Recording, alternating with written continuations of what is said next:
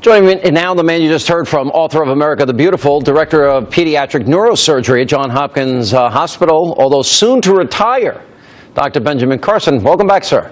Thank you. Nice to be back. I'm sorry to hear that, but it is so common if you express any conservative thought and you're African American, you're eviscerated, you're smeared, you're slandered. How bad was it after that prayer breakfast?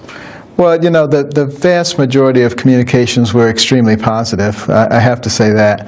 But there were some of individuals who are relatively narrow-minded and sort of like to put people into categories and boxes and can't understand why you would move off the reservation.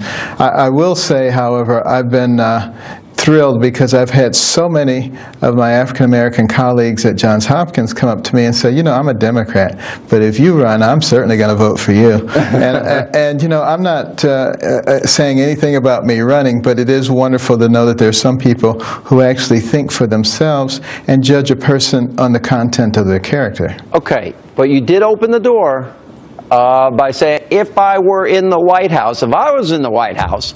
So it does beg the question, and you answered it saying that you will let prayer guide you, but are you thinking about it? Is it in your thought process? Well, I would say certainly if a year or a year and a half from now there's significant sentiment, I would certainly have to give it consideration. But you know how things come and go, so I think it was way too early to even think about it. All right, but you're leaving the door wide open. That's pretty interesting to me.